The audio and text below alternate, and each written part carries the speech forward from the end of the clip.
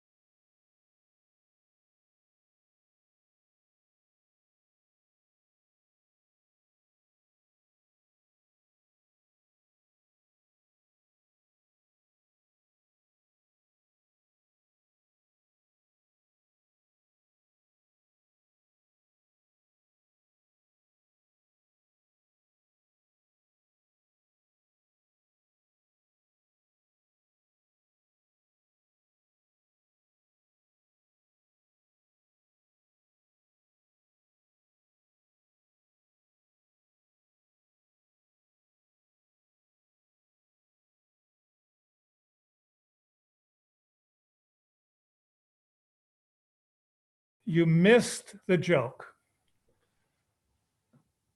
Because you were muted.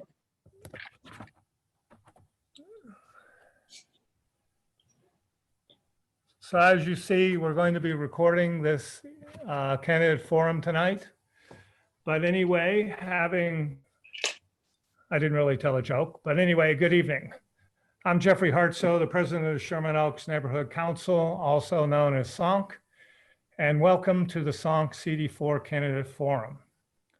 Before we begin, I wanted to thank the SONC board and committee members for their ongoing efforts to improve the quality of life in Sherman Oaks and for making this evening's candidate forum possible. To those in the audience, thank you for being here. I hope you didn't have any trouble joining the Zoom virtual CD forum. It is a different normal. And welcome to the candidates. SONC is pleased to offer our community the opportunity to hear from Nithya, Raman, and David Rue, the District 4 candidates running to represent Sherman Oaks in the Los Angeles City Council. A little background on the candidates. The candidates provided the following information about themselves. Nithya Raman is a Harvard, MIT trained urban planner. She's fought to increase resources for slum dwellers in India, founded a homelessness services nonprofit in Los Angeles, and has served as executive director of the Time's Up Entertainment. She lives in Silver Lake with her husband and twin preschoolers. She advanced to the November runoff election with one of the strongest showings against an incumbent in LA history. David Rue. David is the incumbent council member representing Sherman Oaks, a part of Council District 4. He has spent decades on the front lines of change. As a nonprofit leader, deputy to County Supervisor Burke, and director of Kendron, the largest mental health and homelessness services center in South LA. As a council member, David has authored groundbreaking laws to end corruption and homelessness and protect us from the impacts of COVID. I also want to thank those individuals who submitted questions for this forum. More questions were submitted than can be addressed in the short time we have tonight. The questions being asked were developed using the questions submitted. Thank you again for your questions. The moderators for this evening's forum are Pamela Harris and Gil Ember. Thank you, Pamela and Gil. I appreciate the time and effort you have spent preparing for tonight. So let's get on with it. Pamela, the microphone is yours. Thank you very much, Jeffrey. Good evening, everyone. Thank you for joining us this evening. My name is Pamela Harris. I am a stakeholder in Sherman Oaks for over 25 years. I am on the outreach committee for SONC and also the government committee for SONC. I'm very excited to have this debate and moderate it. Looking forward to some positive outlooks and interesting questions. Gil? Hi, everyone. My name is Gil Ember. I am a board member of the Sherman Oaks Neighborhood Council, the secretary of the Sherman Oaks Neighborhood Council, and I chair the Government Affairs Committee. I'm also obviously a stakeholder of Sherman Oaks.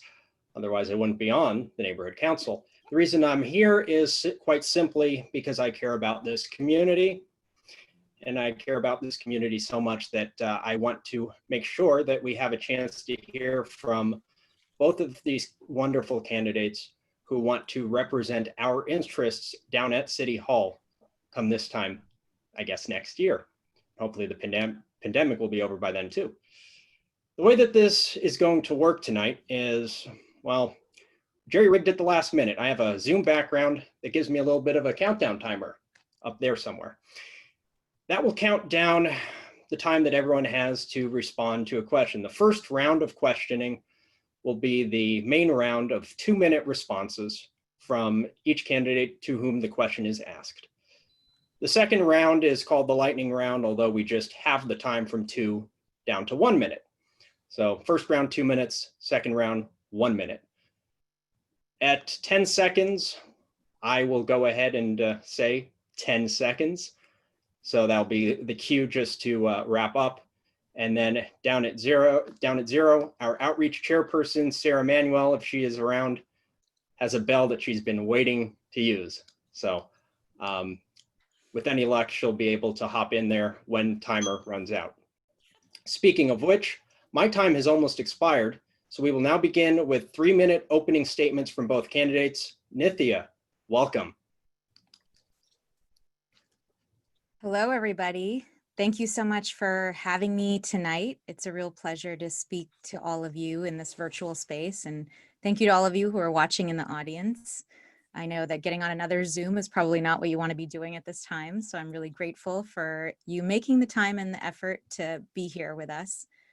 I have been reading a lot about the history of Los Angeles over the years.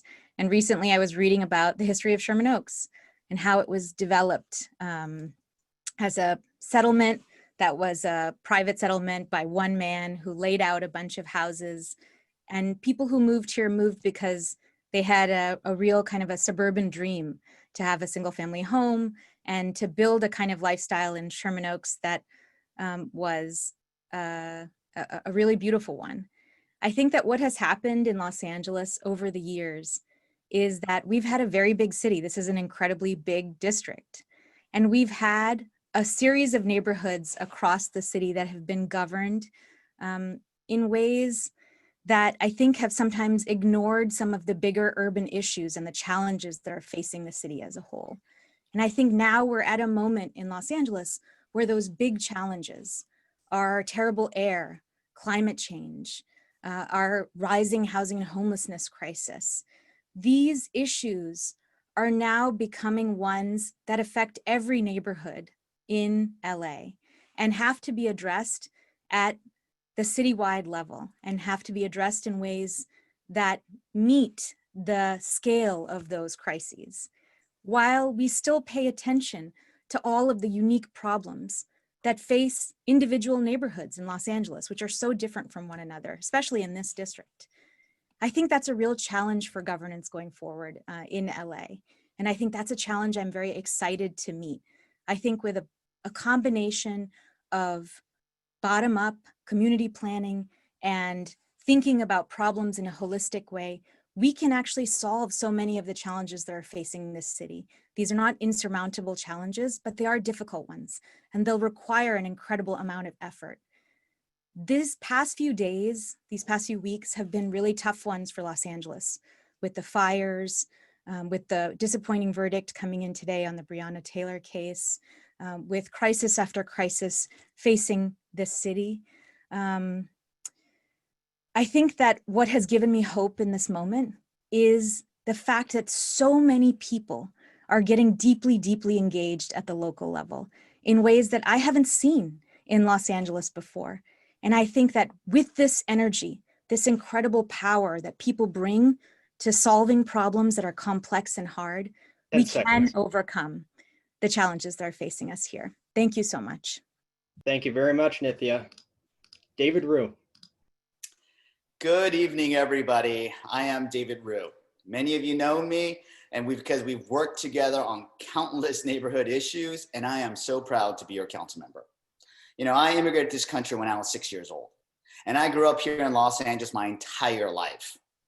And the struggles that my family faced, keeping a roof over our head, starting a small business, and trying to keep it going, is what led me to who I am today. I attended public schools, thankfully received a lunch ticket program. My family was on food stamps. We had to live paycheck to paycheck, and sometimes our water and power got cut due to a lack of money. I don't need to imagine poverty. I lived it. This is why I dedicated my life and spent decades as a nonprofit leader fighting for racial justice, immigrant rights, equity, and ending homelessness. I served as deputy to County Supervisor Yvonne Burke, improving mental health and homelessness and foster youth services for 6 years. And I also helped run the largest homelessness and mental health service center in South Los Angeles for another 6 years. These lived experiences are why I fight for systemic change every day. In the 5 years I've been your council member, we have made real progress for our city. My anti-corruption bills are now law. We've expanded care for our city's trees, created hundreds of units of homeless housing for District 4. And there are many important issues in Sherman Oaks, but the top 3 right now is your safety during COVID-19. Real solutions for homelessness and an economic recovery that starts in our neighborhoods. Since the pandemic began, I've been working 24/7 to secure test kits and free testing, to seek real rent and mortgage relief, and to establish interest-free loans for small businesses and local businesses. And I've supported over 24 local organizations, brought food and services to countless seniors with my army of volunteers, and created emergency relief funds for struggling workers and small businesses. But I am not done. In my next term, I will continue to build a recovery that works to make us not just return to normal, but return to better. I will continue to respond to homelessness urgently and holistically through supportive housing, safe parking, mental health reform, and a true FEMA-like response on homelessness. I will work for more housing that serves low and middle income Angelenos, not housing that lines the pockets of wealthy developers. I will work to end corruption in a fight that I've been in ever since day one, and seek new standards of transparency and an independent Inspector General's office over City Hall. 10 seconds. We will continue to support neighborhood services and restore neighborhood services. And this is why I'm supported by so many neighborhood leaders, our firefighters, nurses, essential workers, Planned Parenthood, Sierra Club, League of Conservation Voters, and so many others. You know, Sherman Oaks, okay. Thank you. I thought we had 5, but. Thank you, David and Nithya. So we're going to go ahead and start getting into the questions. Nithya, this one is for you. I understand you were the co-chair of the homeless committee in the Silver Lake Neighborhood Council. Having been involved with a neighborhood council, how do you work with your stakeholders, committee members, and councilmen to bring about change during your time on the committee and now during COVID-19? Thank you. Yes, I served on the Silver Lake Neighborhood Council's Homelessness Committee as its co-chair for, I believe, about 3 years. I just stepped down to give another enthusiastic resident a chance to become the co-chair of that committee. During the time that I was the co-chair of that committee, what we did was really interesting. So homelessness is not something that necessarily knows neighborhood council barriers. It's a regional issue. And so when I first joined the committee, my co-chair Darius and I reached out to other homelessness committees in other neighborhood councils and met up with them, talked about the issues that were facing the whole region, and tried to come together to find a regional kind of partnership response to the issue of rising numbers of people experiencing homelessness in our neighborhoods. From this work, we were able to use neighborhood council funds to direct those funds specifically to resources for those experiencing homelessness. We had hygiene kit drives, we had volunteer days. I also used that position to educate people about homelessness. We partnered with Girl Scout troops in the area who participated in the hygiene kit drive, taught them about the issues, and taught them about the need for compassionate, urgent solutions to these issues as well. It was from the work that I did at the Neighborhood Council that we also formed SELA, which is now a nonprofit in its own regard, but initially just came about as a volunteer effort from neighborhood council members coming together and addressing these issues proactively as a volunteer. So, it was an incredible experience that I learned a lot from, and it was a way of bringing together neighborhoods to proactively address issues before they became crises. Thank you very much. Next question is for David Rue. David, you are a former member of the Neighborhood Council system. So rather the same question, how did you work with your stakeholders, committee members, and the city to bring about change? Thank you, Gil, for that question. I am a very proud former neighborhood council member, and the only council member, neighborhood council member who is the only city council member in the history of the city council to have been a neighborhood council member themselves. And I believe in the neighborhood council system. And, you know, and the key thing, and I understand the frustrations that people have to go through and to improve your neighborhoods. And I remembered all those frustrations. And the key thing about a neighborhood council is it's only relevant if the council member of the area actually listens and works with the neighborhood council. And I took that lesson deeply. And that's why when I got elected, I remembered all the struggles I had as a neighborhood council member and all the struggles neighborhood council had to go through. And that's why I wanted to chair the committee that oversaw neighborhood councils and seek to improve neighborhood council system with reforms and to strengthen it. In the past, there are many former and current council members who don't believe in a neighborhood council system. I am not one of them. And in the past, people thought it was a question of, is neighborhood council structure even going to survive? Well, after 15 plus years of surviving, it's no longer a question of are they going to survive, but they are here to stay. And it's about how do we improve the process for more participation, more engagement from the community, so that all stakeholders could be heard.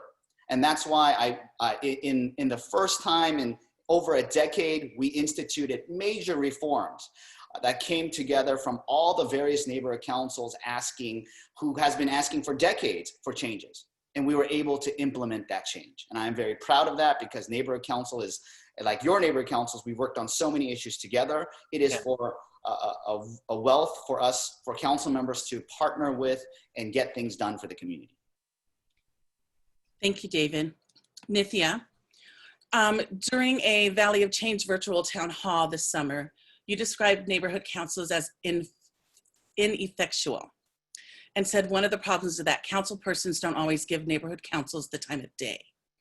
Given the setting of this candidate forum, hosted by such a neighborhood council, would you like to clarify your remarks? And furthermore, as a council person, what will your plan be for working with neighborhood councils?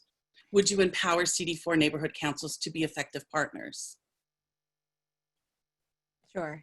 I actually don't think I said that they were ineffectual. I just said that they are hard, sometimes can be bureaucratic structures through which to effectuate change. They have a lot of rules and regulations. We experienced in our neighborhood council a lot of resistance from the city in implementing some of the ideas that actually came up from the neighborhood council. So for many years, when we were doing our volunteer work in the neighborhood and saw that residents who were experiencing homelessness in our neighborhood needed services, we actually wrote letters to every city council representative who was part of this district and asked them to put an access center, a drop-in center, resources in our neighborhood.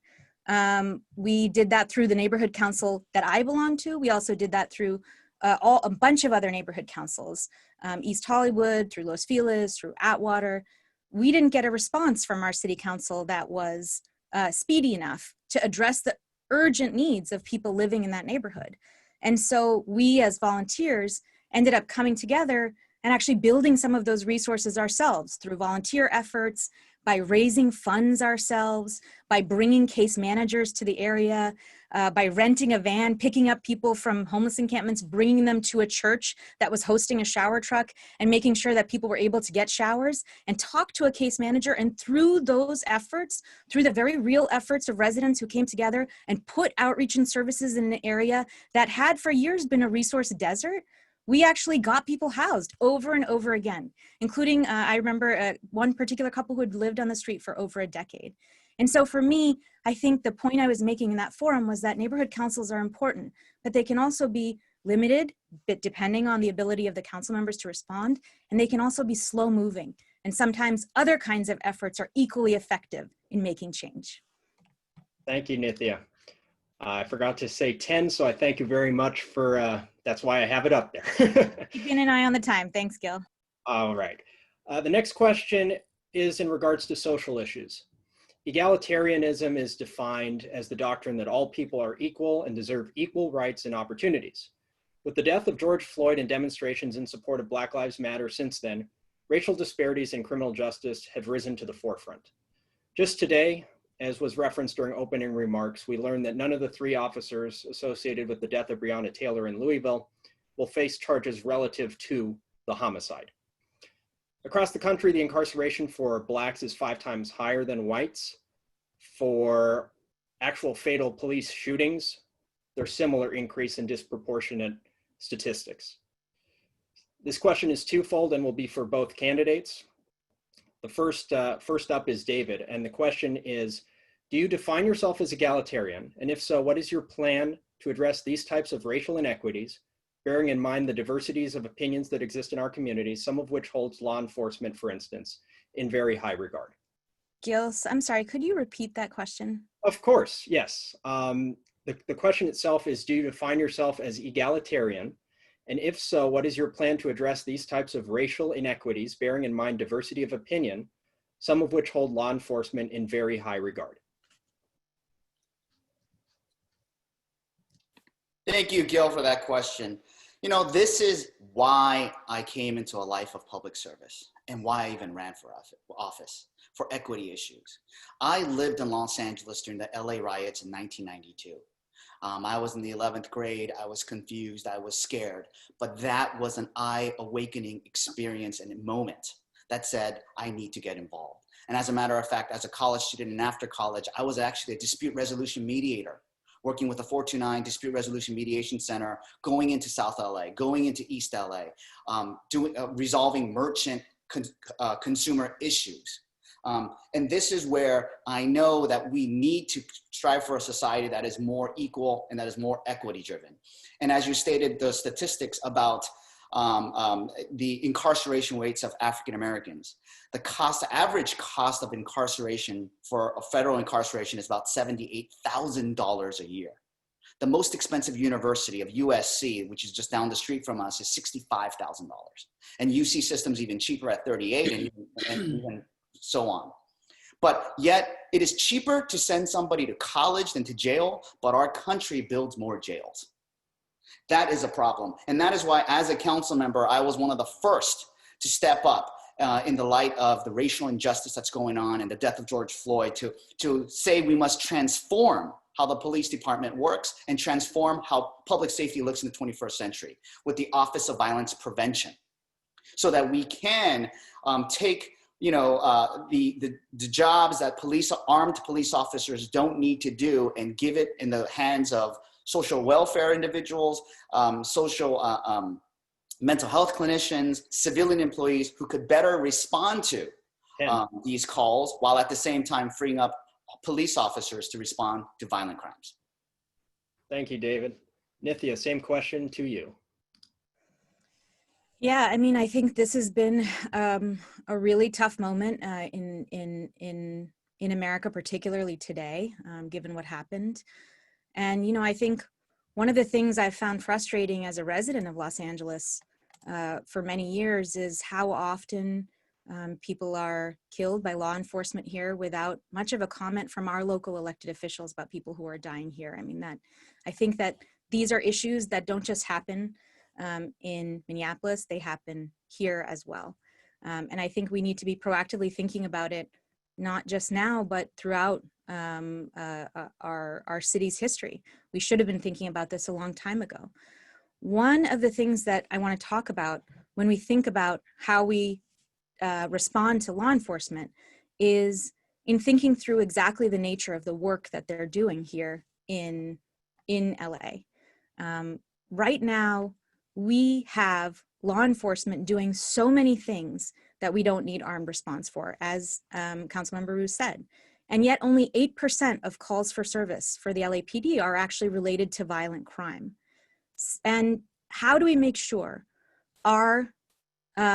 these responses are adequately funded while making sure that other responses for things that don't require armed officer response are adequately funded? I think this is really the question ahead of us in these coming months. I want to also just take it back a step, because I think these debates about where funding should go in the city has to do with who wields power in the city. You know, I think it has to do with the power of vested interests in the city and the outsized role that vested interests like the police union have played in determining how much of our budget goes towards armed law enforcement response versus other kinds of response to challenging issues. And this is something I'm very interested in looking at as a council member and addressing. Thank you.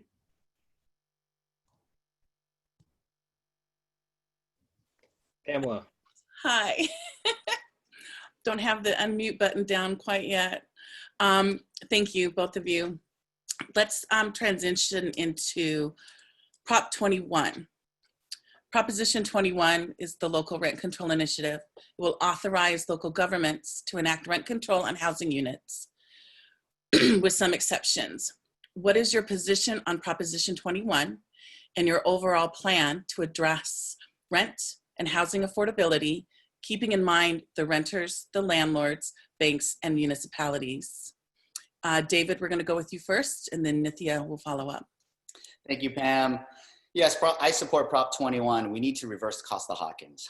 This is, we need to expand on rent control. What Prop 21 would do is would allow local jurisdictions to govern, to create if they wanted to expand on rent control programs. Now, but this is only one piece of the puzzle. You know, when we talk about housing affordability, I've been leading and working on changing housing law and planning law, how planning is done in the city of LA, because right now we are giving away the farm. We are giving away the farm to corporate developers who are just making money hand over fist. What we need is more affordable and moderate income housing. Case in point, in the last 5 years, 81,000 units of housing was built in the city of LA. Unfortunately, 92% of those house buildings were all luxury homes, while 6.5% was low income, and 0.5%, literally 420 or 430 units out of 81,000 were moderate income housing. You know, we're talking about housing for our teachers, our firefighters, our construction workers. Right now, the construction workers are building buildings that they can't afford to live in. And this is why it's not just about Prop 21, but it's expanding the need for affordable and moderate income housing, having more inclusionary requirements for these new developments so we don't give away the farm, and make sure that they build enough appropriate, moderate, and low income housing. And in reality, many times they tear down older structures, which are probably more rent stabilized and housed by seniors or more vulnerable communities, and causing massive gentrification. We got to make sure when anything like that happens, that at minimum, whatever is taken away must be restored and more. So this is a whole puzzle that needs to be addressed on to address really housing inequities in the city of Los Angeles.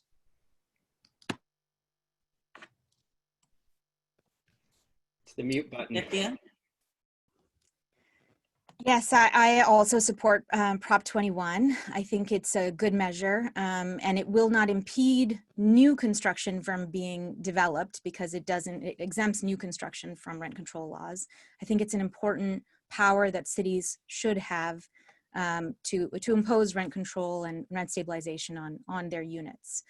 What I want to talk about today is also the fact that we have always had a number of tools in our toolkit in the city to be able to address the cost of rental units.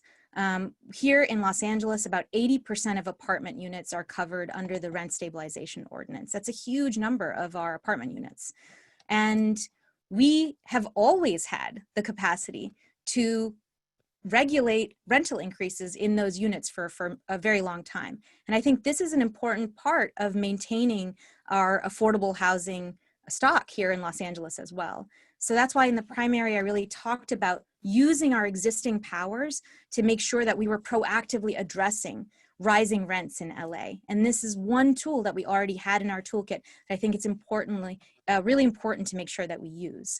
We can put a 0% floor increase on units that are covered by the rent stabilization ordinance, not just temporarily, but for a year or two, and make sure that people who are living in those apartments have the ability to catch up to those rising rents, which have been rising exponentially for a number of years. I think we also need to think about the question of how many units we're going to be losing through affordable covenants expiring, and making sure that we use the tools of our city to make sure that we hold on to those units, because we're going to be losing so many units over these next few years. Thank you very much, both of you. Excuse me, I'm getting over a cold, so I apologize. This is for both of you regarding housing. Average wages in LA are low and housing is expensive. Workers may have to work 90 hours per week and then still end up spending 50% of their wages on housing. It isn't that housing isn't affordable, it's that we don't have affordable housing. What steps can the city take to keep the cost of housing affordable for the average Angelino? Nithya, we're going to start with you. Well, I talked a little bit about that already, using the existing powers under our Rent Stabilization Act to make sure that we're proactively addressing rising rents here in LA. But I think what is the need of this hour is to use every tool that we have in our toolbox to make sure that we are addressing our affordable housing crisis. So one thing we need to be doing is building more affordable units. The council member talked about some of these statistics on how much affordable housing has been built relative to market rate and luxury housing. This is a real problem. This has happened under our existing council members' watch. And this is something that we need to be proactively thinking about. What are the kinds of changes that we can make to our planning code to incentivize the creation of deeply affordable units?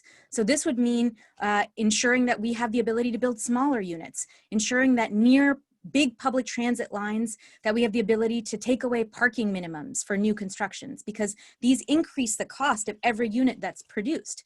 We can make sure that buildings are not building with huge amounts of amenities, which increase the costs exponentially for each unit that's built. These are all ways in which we can ensure that the kind of construction that's happening in Los Angeles is actually yielding the kind of units that are most needed for addressing our crisis. One of the things I talked about in my housing and homelessness plan is to legalize first step housing. This is dormitory style units with shared facilities like shared kitchens and shared bathrooms. These are units that can catch people as they're falling into homelessness or be the first step for people as they're exiting homelessness. These used to be similar to what we had in our SRO housing stock, our single room occupancy hotels, which accommodated many people who were very, very housing insecure. That kind of housing is not legal to build anymore. If we make it legal to build it and work with developers to build that kind of housing, we can address some of our most pressing housing needs in LA. Thank you. David? Thanks, Pam.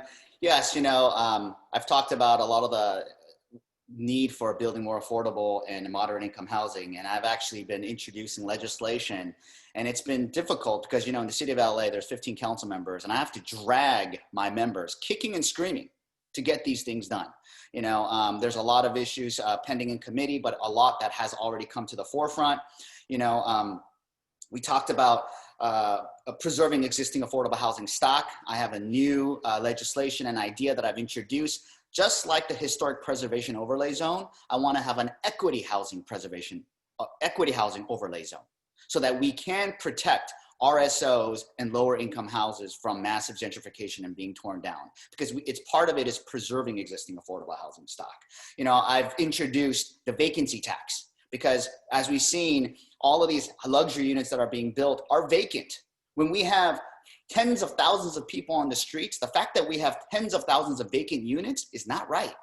So if you are going to build a luxury unit and keep it vacant, then you should pay some sort of fee so that we can put it towards more building affordable housing.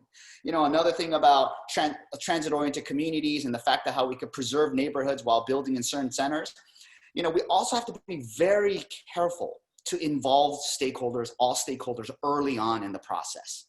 Just because, and as we've seen with transit-oriented communities, TOC developments, there's been, it was, bulldozed through, and we've seen problem after problems occur.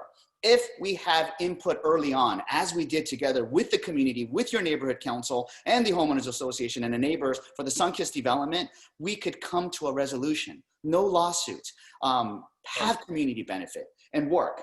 And, and again, it's working with you, the neighborhood council, to help pass these laws, because it's been like pulling teeth, bringing my members along. Thank you. Next question, we'll begin with David, and this question ties into everything that we've talked about thus far. It talks about disparities amongst demographics. It's about homelessness. It talks about disparities amongst demographics. 72% of all homeless individuals are men. It talks about bureaucratic red tape that we discussed earlier.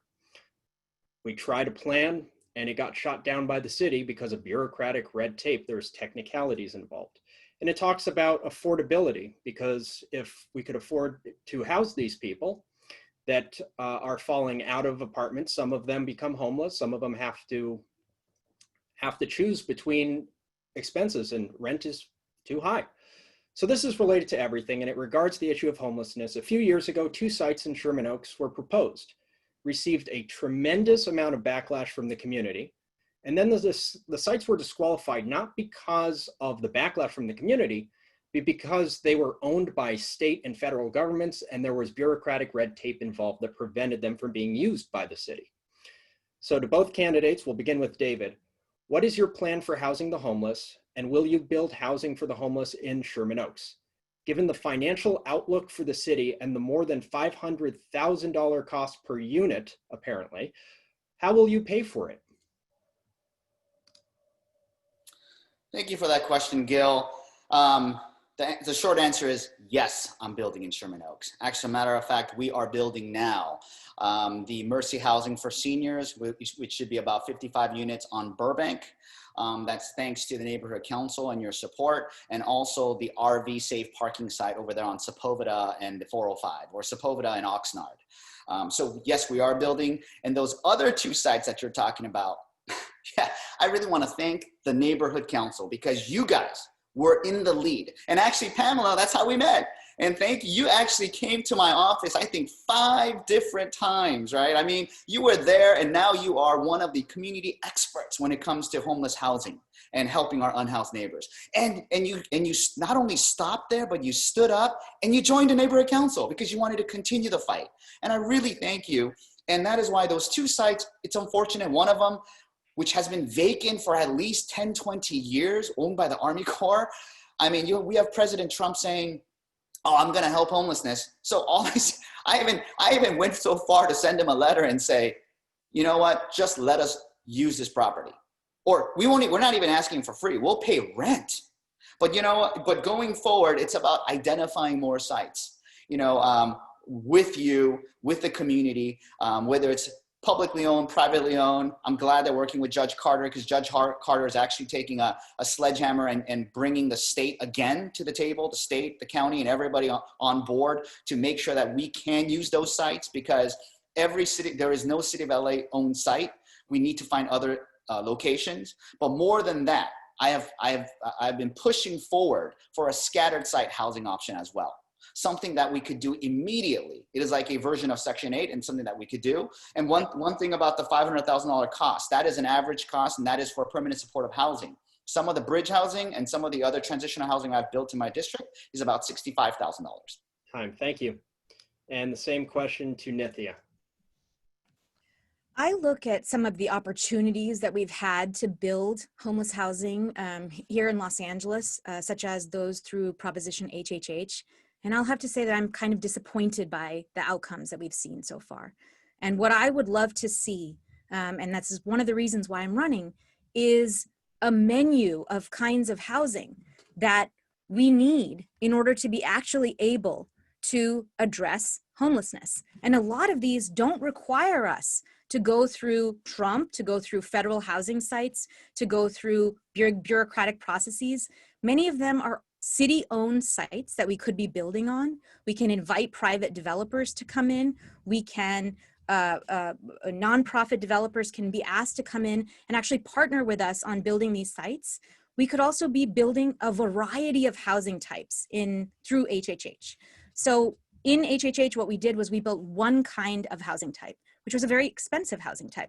Not only did it cost sometimes more than $500,000, it also required affordable housing developers to seek funding from 4 or 5 different financiers to be able to build it. This added to the costs. These kinds of additions were actually things that made these sites more expensive. A recent controller's report found that adhering to the rules put on those developers by the city for using that money actually ended up having increased soft costs to something like 40% of those housing costs. How can we as a city make sure that we're making it absolutely as easy as possible for us to be able to build this housing? That would mean fully funding sites. That would mean making sure that we're identifying city-owned properties on which we can build quickly. That would mean making sure that we are reducing red tape instead of adding to it from the city. That would also mean ensuring that we are having adequate oversight over all of this. Thank you. Thank you very much. The next question pertains to traffic. So we're going to shift gears a little bit. Nithya will go first and David will be next. And the question for both of you, when we get contacted at the neighborhood council regarding issues, especially pre-COVID, but also during COVID, one of the constant themes is traffic by ground and traffic by air. These days, it's more traffic by air than by ground. So this question pertains to air traffic. Sherman Oaks is situated between two airports. Van Nuys and Burbank has the only airspace in the entire country regularly used for low altitude departures from both facilities, from two facilities. Over the past year, the Southern San Fernando Valley Airplane Noise Task Force, it's a mouthful, convened to form recommendations to the FAA regarding the FAA's Next Gen program, which has recently added even more stress to the already fragile Sherman Oaks airspace ecosystem. Although the FAA is federal, the task force and related entities are local. So given this red tape of federal local again, what is your plan as a council person representing Sherman Oaks to address the scourge of airplane noise pollution and hazard by aircraft routinely flying at low altitude over the Santa Monica Mountains in the southern part of Sherman Oaks, a wildlife protected area, and an area deemed a very high fire hazard severity zone? Nithya. Yeah, this is an issue about which I've heard so many complaints from residents all over Sherman Oaks who've talked to me at length about it. I think it's something that really impacts people's well-being. The noise is very disruptive. The pollution from these flights is incredibly disruptive. And I think it's a very real issue that we should be proactively addressing. The program through which these flight paths were concentrated, Next Gen, is really in the service of driving up the volume of flights going out of these airports. And it's both Burbank and Van Nuys airports, increasing revenues to these airports and to these airlines that are flying through here. I think what we need to be making sure is that changes that we're making to these flight paths and to these airports are not negatively impacting communities. That means at minimum, not taking money from airlines and airports that are benefiting from these changes. I'm not taking money from any corporations at all, because I want to be a strong advocate for residents. I want to make sure that the voice of residents comes through loud and clear in our response to the FAA and thinking through how we can make sure that changes that are being made are not negatively impacting residents. I would also be a very strong advocate for our communities. In this task force that was recently set up, mayors from other cities showed up to every meeting. I would be a council member that showed up to every single meeting, advocated loudly and forcefully for the needs of my constituents. I would think about employing people who had experience with the FAA and the complexity of those regulations as a consultant to help me think through how we navigate the system to make sure that we get the absolute best outcomes that we can get. I look to other cities like Phoenix that have successfully navigated this to the benefit of their residents. And I would try and take lessons from those cities and make sure that we're applying them with real urgency to these issues that are impacting Sherman Oaks residents. Thank you. And David, the same question to you regarding air traffic. Thank you, Gil. You know, this issue is not about corporate donations or interests. This is really about the fact that it's cross-intersectional jurisdictions and the FAA is governed by the federal government. And, you know, everything that my opponent has talked about is what I've done. That's what we have already done. This task force that was even created was at my urging, at my pressing, to bring all the stakeholders, bring the senator's office, the congressional office, all the nearby cities to come together and force the FAA to sit down and listen. Because initially I got the FAA to come down to Sherman Oaks to listen to the community, but they walked out in 10 minutes. That was unacceptable. And this is why I made sure that we lobbied with our federal government, partners to do this. And, you know, and it's easy to say we should not do next gen changes, which is a federal regulation that's going to negatively impact the communities, because we didn't have that luxury. But what we did do is make sure that we bring them to the table.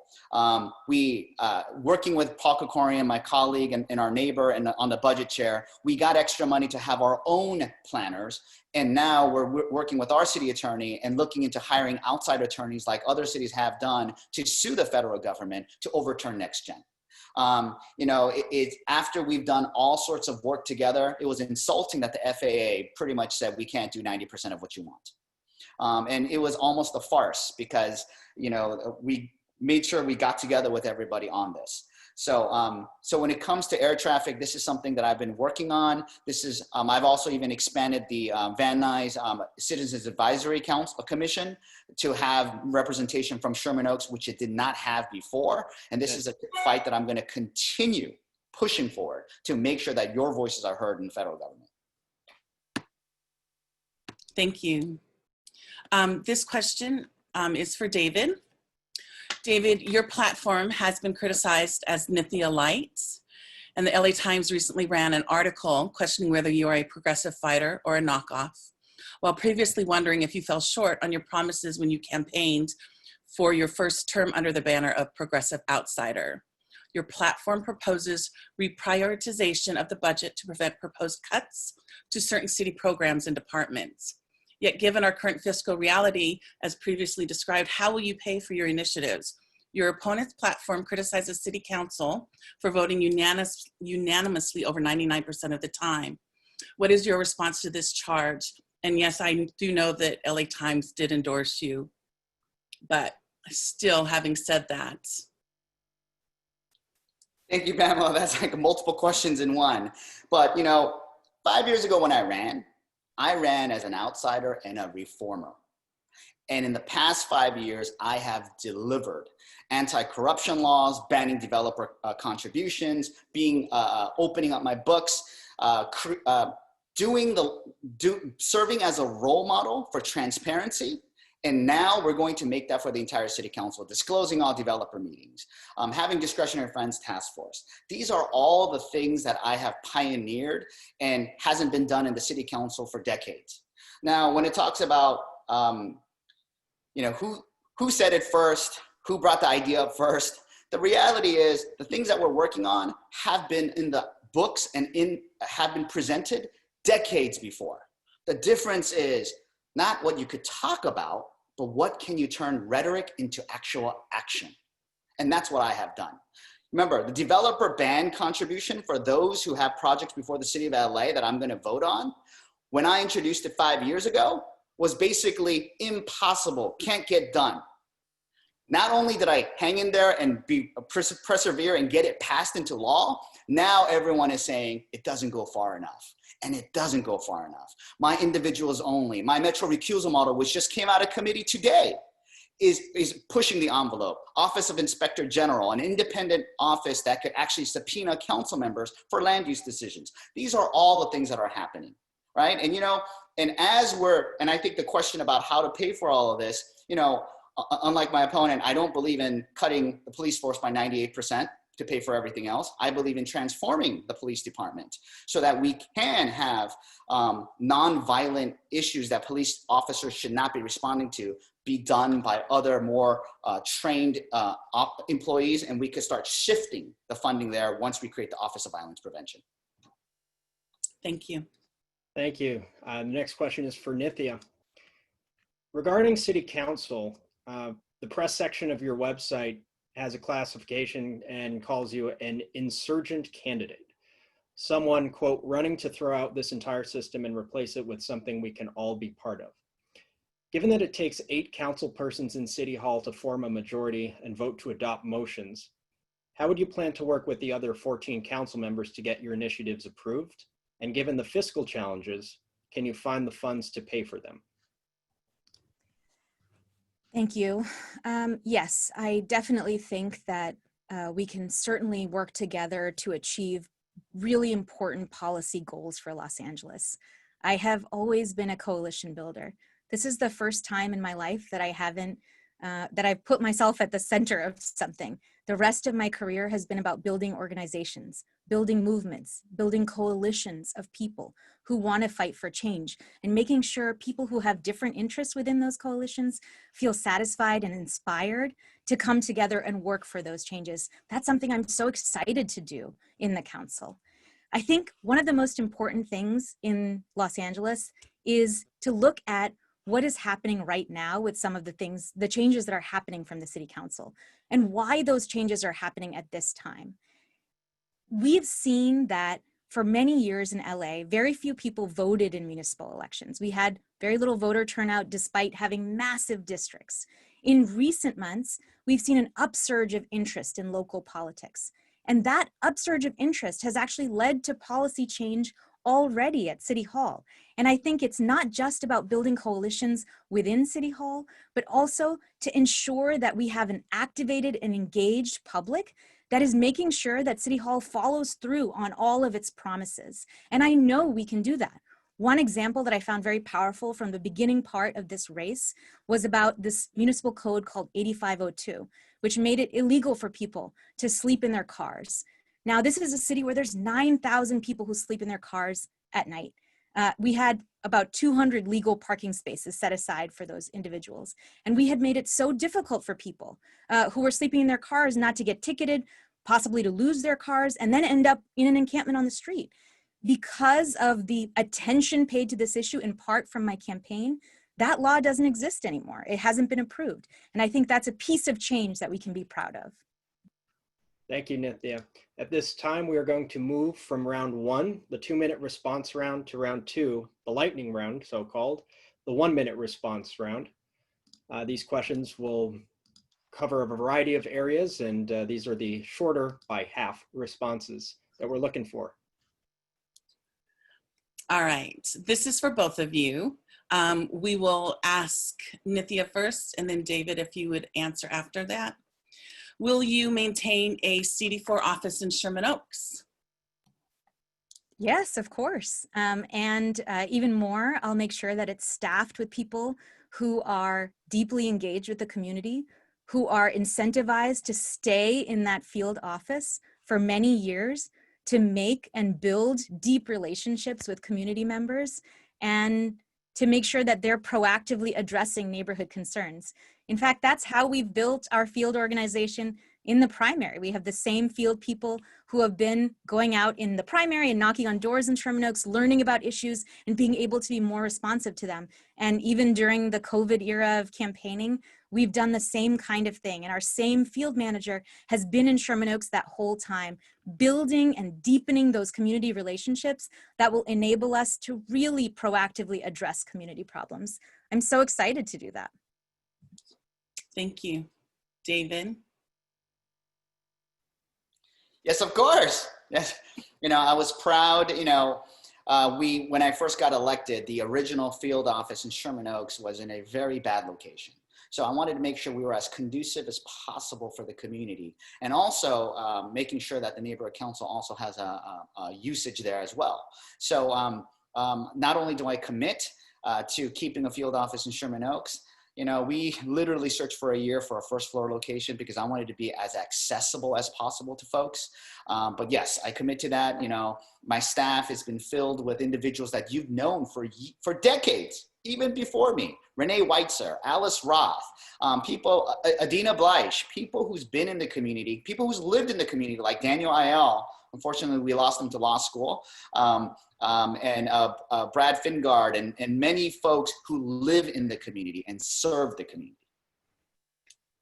Thank you. The next question, jumping to traffic real quick. We were in the air. Now we're either on the ground or, depending on how you answer this question, below the ground. This question pertains to the Sepulveda Transit Corridor. Metro is planning something in terms of mass transit through the 405 pass. Doesn't take much scientific research to realize that traffic bottlenecks in that corridor and getting from one side to the other can be somewhat of a pain. So Metro's trying to do something about it, trying to come up with mass transit, and they're going through the process. The question to both candidates, and we'll start with David on this one. The question is, what is your position on the Sepulveda Transit Corridor? Do you prefer below ground or above ground options for mass transit? And what potential options, if any, are non-starters? You know, I've been working directly with you on this issue, and I have been your champion on this, and I made it absolutely clear that Sherman Oaks should be treated equally like Westwood. Why is it all underground in Westwood, but all above ground in Sherman Oaks? Why does Valley never get our fair share? This is why I advocated early on and strong and hard that it should be underground.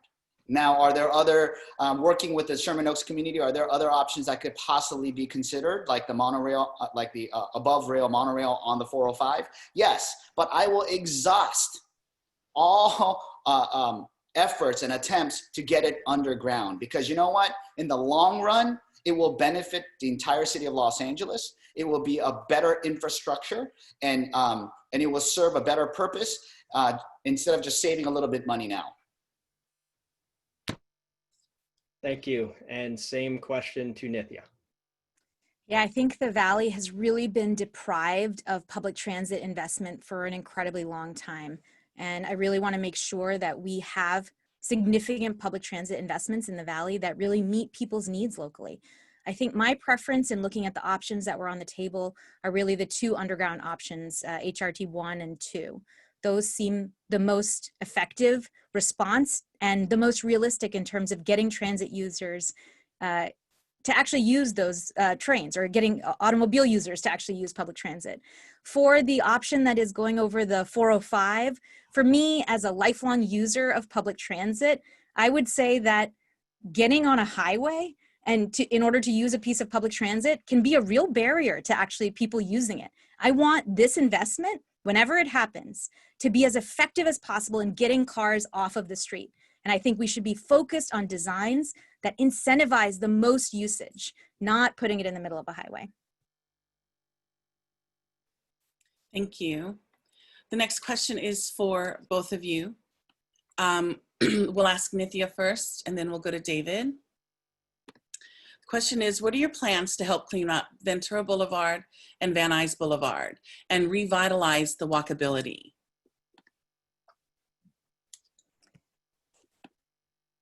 I think that we clean up as in you mean in terms of that there's trash on the streets, or what are you referring to with that question? Well, on Ventura Boulevard and Van Nuys, we have a homeless people are there. Stores are boarded up because of the pandemic and they can't sustain being open. So we definitely do need some type of cleanup so that families can go back and feel like they are comfortable walking our city, because Sherman Oaks was designed to be a walkable, Ventura Boulevard was designed to be a walkable area. Mm-hmm. And right now it's something that we're having issues with. Yeah, I think that we've had a lot of service cuts recently, and I really want to make sure that we are promoting street cleanliness, making sure that we are cleaning up. There's been bulky items that I've seen, not just on Ventura Boulevard, but on streets across the city. And I think we need to be prioritizing, making sure that we are keeping our streets clean, keeping our streets walkable. That's incredibly important to me.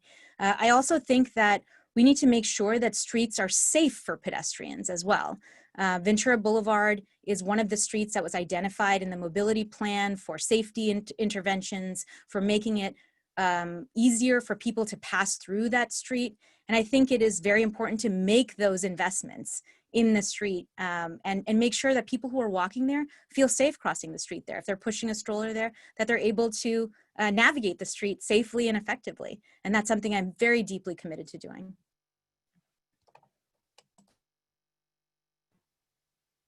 Me? Yes. Yes, you know, as you know, because of the legal issues and everything else, the best way to solve homelessness is a home. That is why we've already built in Council District 4 over 300 units of housing. And in the next year, we'll have at least another 300, if not more. And by the end of next year, even with scattered site housing, we are on track to have the most homeless housing in comparison to our homeless populations.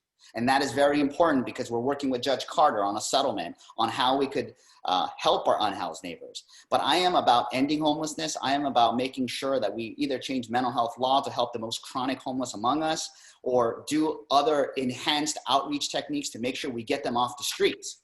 Unlike, I believe my opponent started a homeless nonprofit organization where his goal is not to end homelessness, but to develop a model for creating a safe, engaged community to support unhoused neighbors as they navigate their own individual path out of it. I think we need to help them navigate out of it faster first. Thank you. The next question pertains to possibly something not as concrete. This is about just civility and being nice to each other in the world today. And the world today, we kind of need it. I work in sports. I'm a referee. I get yelled at, insulted, and demeaned like nobody's business. It's an extremely abusive relationship, and I don't recommend it, but I do it. In recent years, this vitriol that I would normally see on the court seems to have spilled over to public discourse in nearly everything that happens in life: politics, law, even casual discussions on the street. So what would you do as an elected official, if you can do anything, to encourage people to be kinder to each other, to debate policy, but to refrain from crossing the line into dehumanizing personal insults and attacks? Nithya, I'll ask this to you first. Yeah, I think this is a really great question. And one of the reasons I actually wanted to get into this race was so that I could have more conversations with people. The organization that Councilmember Roux is referring to that I started, SELA, was in response to a real crisis that we were facing in our own neighborhoods. People were on the streets, neighbors were getting angry at them, and there was no outreach, there was no actually tools for people to get the help that they needed to get off of the streets. It is actually an organization that's very much focused on ending homelessness, but it is focused on ending homelessness with compassion and evidence-based practices.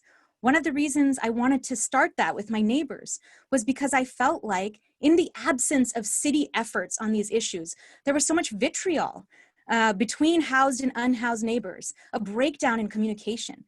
Through the work that I've done in SELA and through this campaign, I've been able to have incredibly productive conversations about effective, compassionate responses to issues. And I think that's the kind of public space that I want to engender in Los Angeles.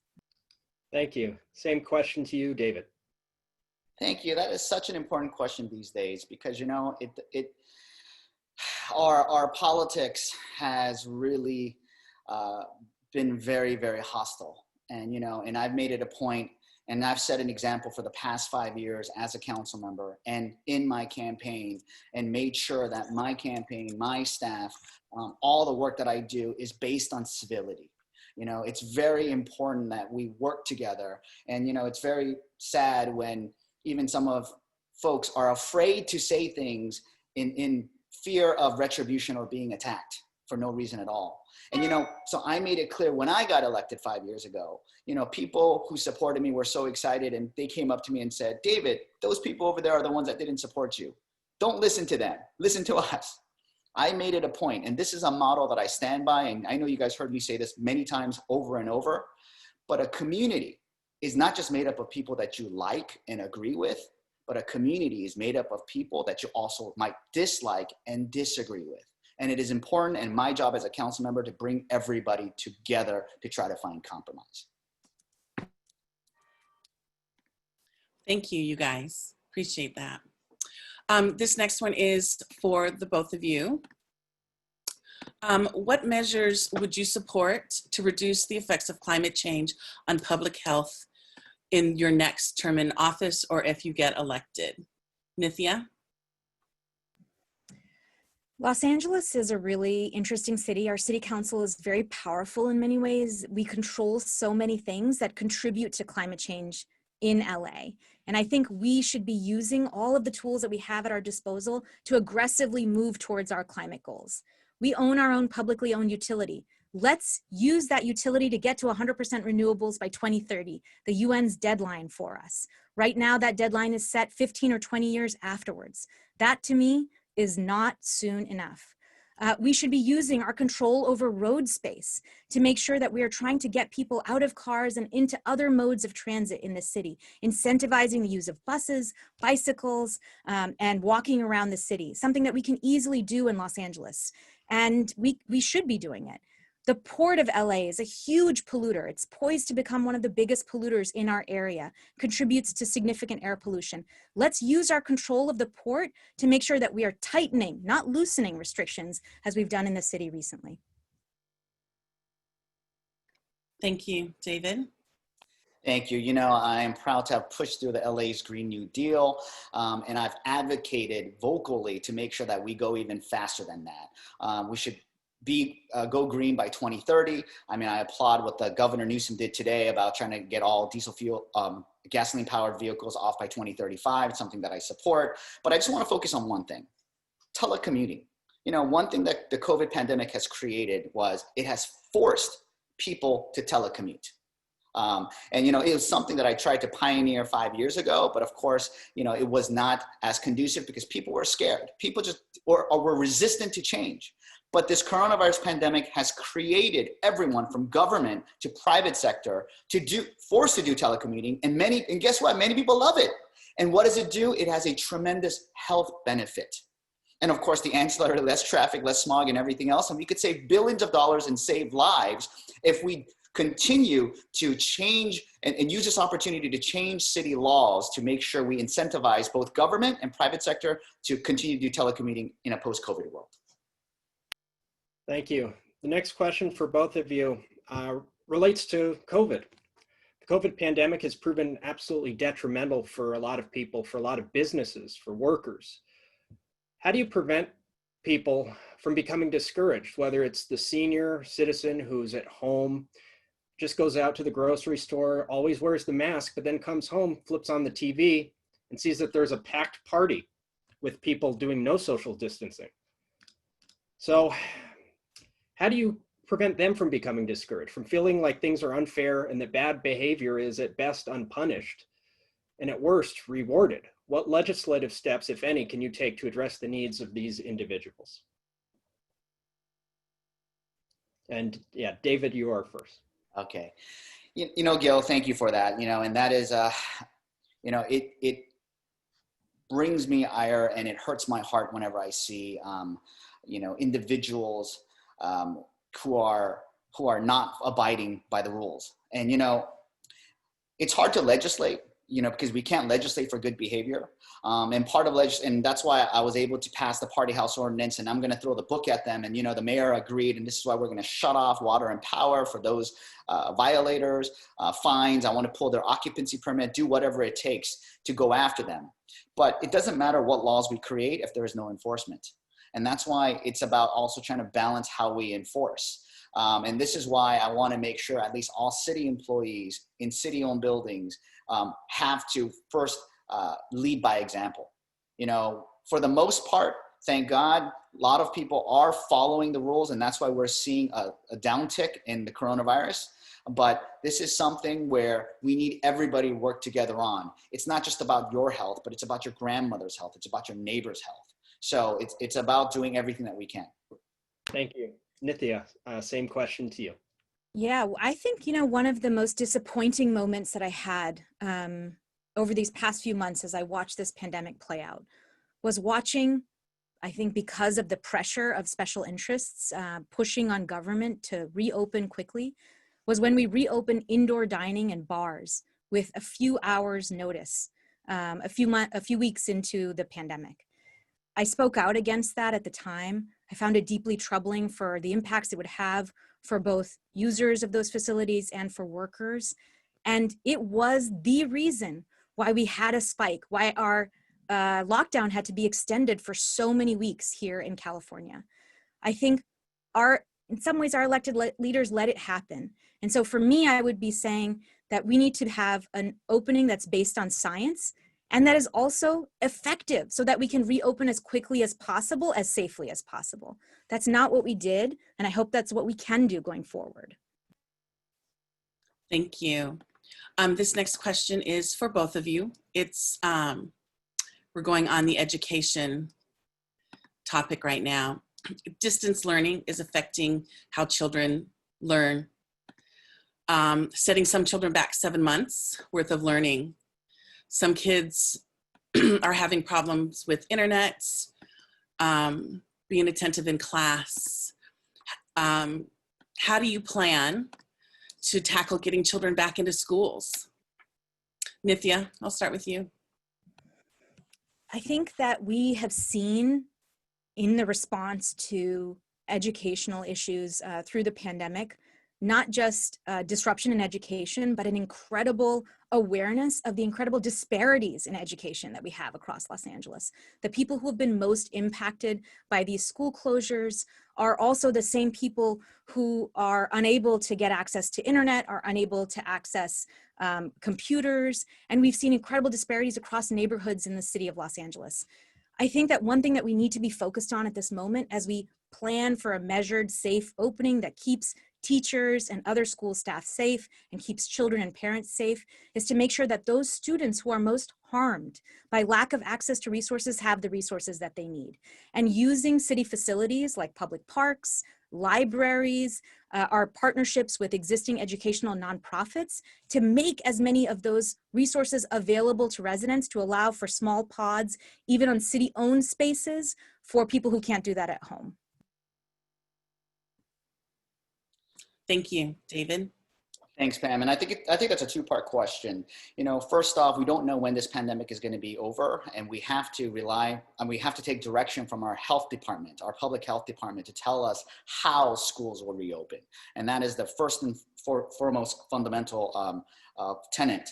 But right now, during the pandemic where schools are closed, we have to talk about how especially for the lower income, underprivileged children, how they're getting access to distance learning. Many don't have computers, many don't have internet access. This is why even years ago, using surplus computers that the city of LA had, we had drives in Sherman Oaks where we gave to students and for low-income individuals, computers and free Wi-Fi. You know, elected officials from all levels of government has been working on for decades the expansion of broadband and working with the big companies to have more programs. But more importantly, here in the city of LA, we currently have Wi-Fi programs we loan out from libraries that we are expanding the time of length you could actually borrow, as well as expanding the program so we could help our partners at LAUSD. Thank you, David. Thank you, Nithya. This next question is addressed to Nithya. Nithya, in regards to the environment, on your Twitter feed, you talk about plastic waste, recycling. You have several tweets about the stats of how plastics are harmful. And during this pandemic, our use in plastic containers, utensils has risen. During the pandemic, you did door-to-door campaigning. That door-to-door campaigning include flyers that were inside of plastic bags. How is this helping the environment and keeping plastic out of our oceans and landfills? Yeah, this is a tough one. We haven't done any door-to-door campaigning. We've only done dropping off of literature at doors. We did an incredible amount of door-to-door campaigning at primary. It was very effective. And in the beginning of the pandemic, we wanted to keep our volunteers safe. We wanted to make sure that residents were safe. But we still wanted to get the word out about the campaign and to be able to communicate to residents in really substantive ways.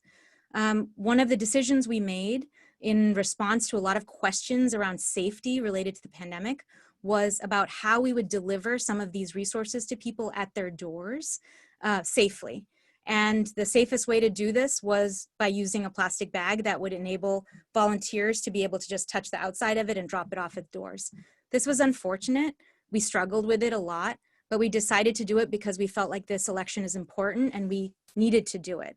I am in support of stronger measures at the city, including a single-use plastics ban and a single-use styrofoam ban going forward for sure. One thing that I would be fighting for at the city. Thank you. This question is addressed to both candidates, and it's a general question about the election. Over in Washington, and we're in Sherman Oaks, but in Washington, the president of this country stated that he may or may not accept the election results. I believe it was, we'll see. You're also candidates for a different office. So the question is simple, yet perhaps not. Will you commit tonight to accepting the results of the Council District 4 election? Nithya, we'll start with you. Of course I will. 100% committed to accepting the integrity of the election process and very excited to help as many people to vote as possible. In fact, a lot of the materials that we're putting out through our campaign right now are about telling people about how they can vote, where they can vote, and how they can do it early and safely. That's been a big push from our campaign over these last few weeks and will continue to intensify over these next few days. One thing I wanted to say though, is that for me, this campaign, the end of this race, is not where the work ends. For me, the goals that I wanted to push forward through the campaign, the changes that I wanted to see in Los Angeles, this campaign was an extension of my activism and the activism of the community of people that I've been working with in this race. And I think that work continues no matter what happens on November 3rd. And I am so deeply grateful to the community that I'm a part of to be in that fight with you. Thank you. David. Yes, of course I will accept the results because I believe in the integrity of our voting system. But like my opponent, I agree we need to make sure that voting is as easy as possible. I know there were this is the first time that the local elections are a part of the federal cycle, and there were some problems in the March election, especially with long lines. But with the coronavirus pandemic and with the foresight that our Secretary of State did with making sure everybody got a vote by mail, and this is why in the city of LA, I pushed for our city clerk to see how they could work with the register recorder to have additional drop-off locations because President Trump we don't even know what's going on with the US Postal Service as well. So we want to make sure that it is easy, it is safe, and there's multiple ways for you to vote. So it is very important that everyone goes out there and vote and exercise your power. Thank you very much, David and Nithya. So we've come to the end of our debate. We would like for each of you to take 3 minutes and do your final statements. We're going to go ahead and start with Nithya first, and we'll close with. Thank you so much again for having this event and for having both of us speak tonight. I think it's such a great way to be able to communicate with constituents, especially at a time when our ability to knock on doors and have face-to-face conversations is restricted. So I'm really grateful to the Sherman Oaks Neighborhood Council for organizing this, for taking the time to gather these great questions, and for putting together this event. I wanted to tell you a little bit about why I wanted to run for this seat. You know, I'm an immigrant to this country. We moved here when I was 6 years old. We moved here because my family didn't have opportunities in the country that we left, opportunities for growth and opportunities to really realize our dreams and our potential. I became an urban planner in part because I see that ability to access opportunities reflected in cities that work well. I think for me, a city that works well is a city that brings people into it and makes it possible for every resident of that city to really thrive. And what I want to do in the work that I want to do in the council, in the work that I've been doing in my own neighborhood, is really to make sure that our city is working better for so many people. Here in Los Angeles, we've had for many, many years extremely low engagement in city races, not because residents haven't been engaged, but because our city officials haven't gone out and gotten people engaged, gotten a wider range of people engaged in local issues. And I think that has been to the detriment of the governance of this city. So one of the things I'm so excited about doing is to make sure that we are continuing to engage as wide a group of people, that we are continuing to make sure that we're building a city that truly reflects the needs of every single one of its residents, from homeowners to people who are the most vulnerable, who are living on the streets. That's the kind of city that I want to be building, and I want to be building it in partnership with residents who are deeply involved in policymaking. Our system right now in Los Angeles is broken. It has not been working. For me, a big part of the reason I stepped up to run was because I saw the results of our governance, rising homelessness, choking traffic. Our air is so terrible. But these are all issues over which our city has control.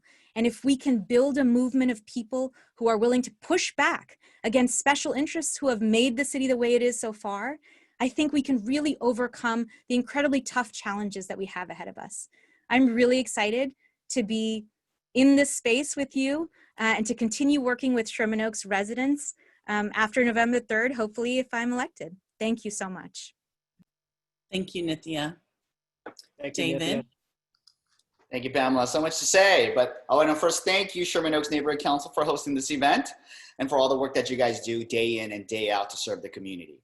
You know, 5 years ago, I ran on a simple promise: to restore trust in government, to listen to neighborhood voices, and to invest in the communities that have long been ignored for far too long. I challenged the way that business was done in City Hall, and I won't stop now. I'm leading the charge against corruption with the Office of Inspector General, reforms to the planning process, and my tried and true practices for transparency. It's been a long 5 years, and I am so grateful to have worked together with you for all the issues that we worked on. And you know, there's been some real tough fights: homelessness, infrastructure, restoring city services. And I am proud to have stood with you at all of these fights, because that is the work of government and that is the work of your elected official. It's about showing up, doing the work, no matter who is watching. You know, and I will work my heart out for this community, whether it's roadway infrastructure, city services, or an unwavering voice that represents your issues from City Hall to Sacramento. I will continue to do what is right, whether it's building homeless housing and resources or fighting for transparency and accountability in City Hall. I have refused developer donations. I've published all my meetings with developers online, and I have fought against a corrupt system, not just since 2015, but years before that, for redistricting and for proper representation. Not because the cameras were on or the FBI was there, but because it was the right thing to do. I am so glad to see that more people have joined this effort, because it's your voices, your tax dollars, that anyone seeking the seat must focus on. During my first term, I made families and neighborhoods my top priority. I've secured $50 million to fund after-school programs, expanded park space, resurfaced streets, repaired sidewalks, completely revamped the city's tree trimming and sidewalk repair program, and built a community-based approach to development. I look forward to working with you guys more on these policies and improvements for Sherman Oaks. That's why I've got the endorsements for Congressman Adam Schiff, Brad Sherman, the Sherman Oaks Chamber of Commerce, State Assembly Member Adrina Zarian, California State Senator Bob Hertzberg, and hundreds of community leaders. I've been committed to Sherman Oaks, but this is only the beginning. This job is not a grab for attention or a stepping stone for me. It is a privilege. Today, we're fighting a twin crisis: homelessness and the COVID-19 pandemic. And I know it looks bleak, but I could see the light at the end of the tunnel. This is why I was able to secure much needed COVID tests early in the pandemic and brought resources to the most vulnerable communities and to help small businesses. Let's keep this momentum going. Let's keep doing the real work, and let's make sure that meaningful change for Sherman Oaks and for Council District 4 continues. I'm privileged to be here. Thank you.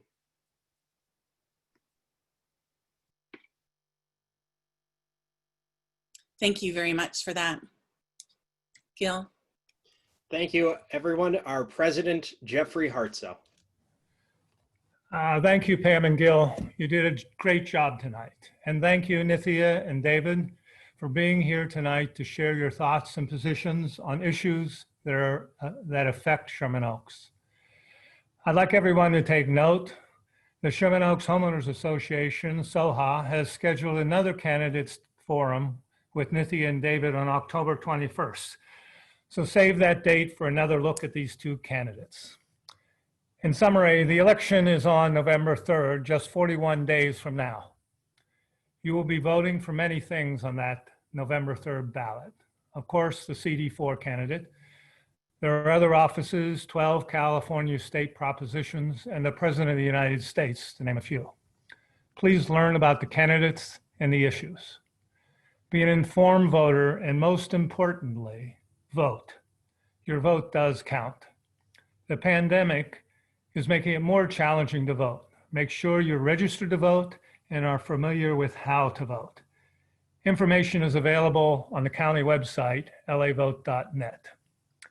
And one last quick announcement. Well, better, it's an invitation. SONC has initiated a free speaker series that will be addressing important issues. The first speaker, Dr. George Lipsitz, is scheduled for Saturday, October 10th.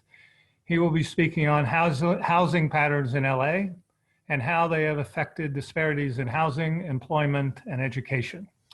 Details will be posted on the SONC website. And that's it. Thank you again for being here tonight. I hope you learned something, and please be active in your community. We'd love to see more of you participating in the SONC effort to improve our community. That being said, good night, and please take care. Thank you very much. And on time. Bye, everybody. Thank Bye. you. Thank Thank you, you. guys. Bye.